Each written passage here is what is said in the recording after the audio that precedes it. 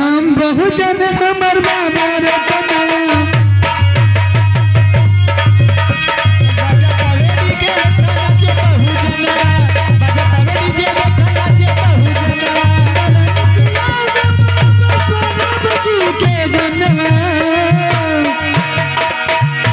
अरे हम बहुजन हमर बाबा रतनवा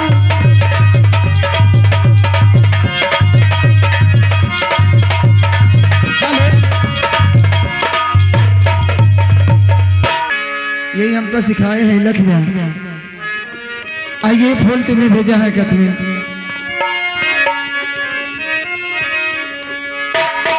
और फूल तुम्हें भेजा है क्या तुम्हें फूल नहीं मेरा दिल फूल तुम्हें भेजा है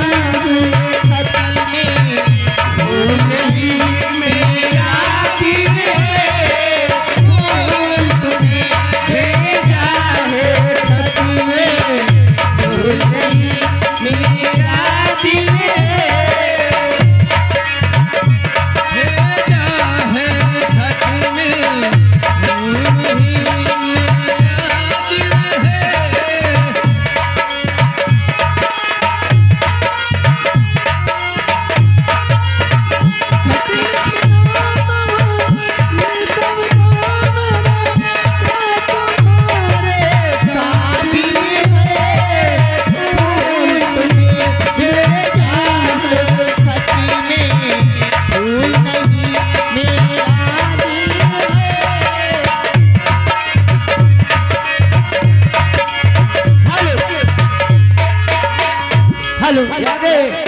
भोला वर्मा ग्राम सभा ऊंचे गांव रुई हवा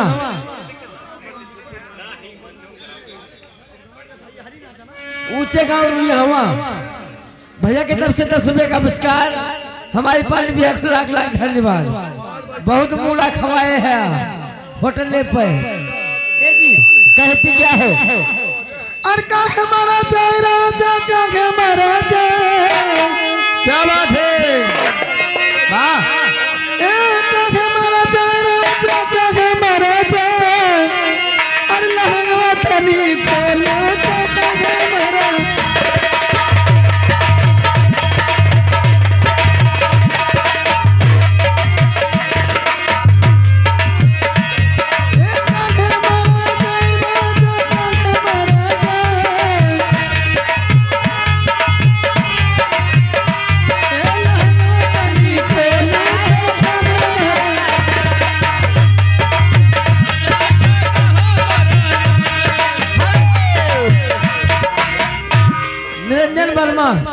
भैया की तरफ से 10 रुपए का पुरस्कार। भैया मैं हाथ जोड़ के विनती करूंगा मैं किसी मौसी को या किसी के दीदी को गाली नहीं दूंगा।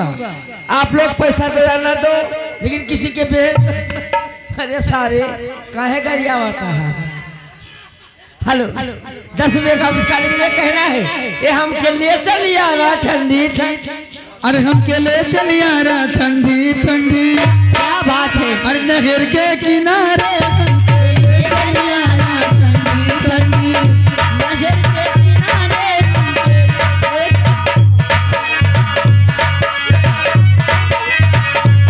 हमको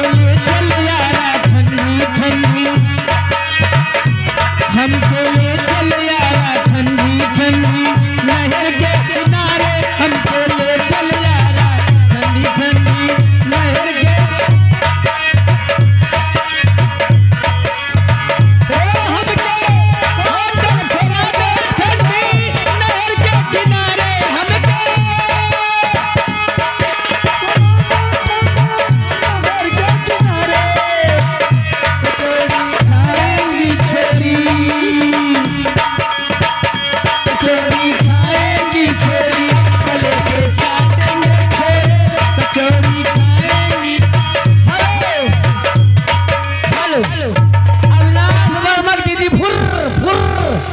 ये 10 रुपए का पुरस्कार आगे भोला वर्मा भोला टेंट हाउस वाले भैया की तरफ से 10 रुपए का पुरस्कार।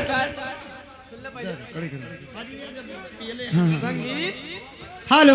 इसी बीच में आ गए पुराने मित्र प्रेम वर्मा भैया, उनके तरफ से बरवा के रहने वाले अच्छा सरफपुर, अच्छा खाली बरवा बीठलपुर, तब हम चूतिया बनाए नहीं है। उनके तरफ से 20 रुपए का पुरस्कार भैया को मेरी तरफ से बार बार नमस्कार। हाँ बेदर्दी दगा देख के चले गए की राह निहारती थक गई अखियां हर देखती हो गई शाम, एक टक देखती रह गई आयो न मोरे घनश्याम। सो गई थी मैं तो खोल के केवाड़, सो गई थी मैं तो खोल के केवाड़, बेदर्दी दगा देके चले गए, बेदर्दी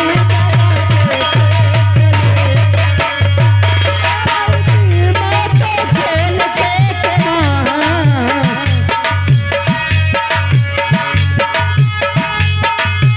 हो दगा देके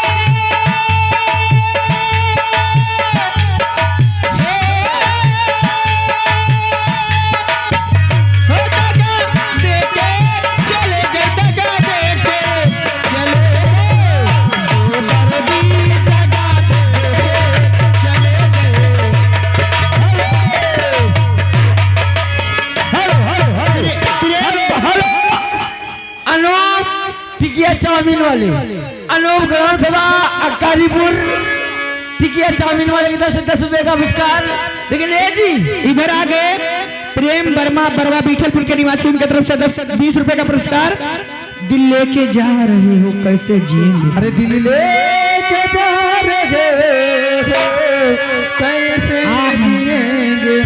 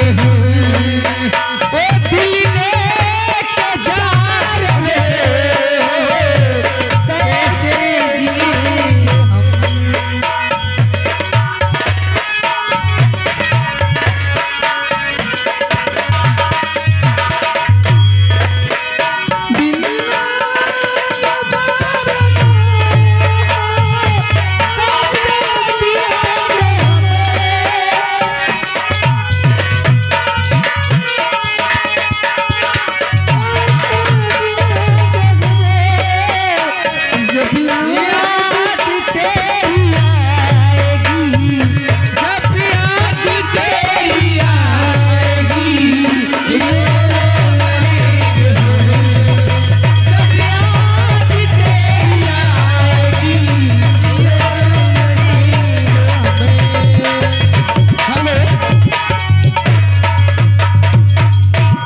ये आ गए हमारे ये नाते वर्मा जौन भाई हकीकत हुआ वो कहते अरे प्रेम वर्मा जानते ही होगा, लेकिन ये कहा ये बरवा पीटलपुर के रहने वाले उनकी तरफ से 20 का पुरस्कार। लेकिन उनके कहा था हम आइए भोजपुरी में, अरे खाली कहीं का पीवा के और फिर चलवाई तेरी चाहता आहो यही ड्राइवर हूँ। हाँ हाँ कैसे चापा था अरे खाली कहीं का पीवा के बिन चलवाई तेरी चाहता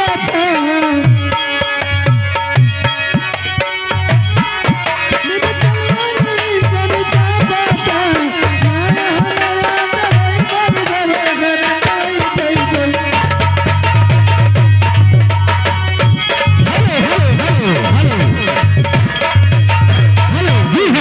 इसी बीच में आ गए राधे वर्मा पैकलिया की निवासी है, इनकी तरफ से 51 रुपए का पुरस्कार आया है। पार्टी स्वागत करती है, लेकिन कहना है सैया काली सारी याद ए दिलवा के ललसा पूरा दाहे राजा आके घरवा तू सबके समझा दाहे राजा हवा माई बनियावा सैया काली साड़ी लाई दा कमर में छुपी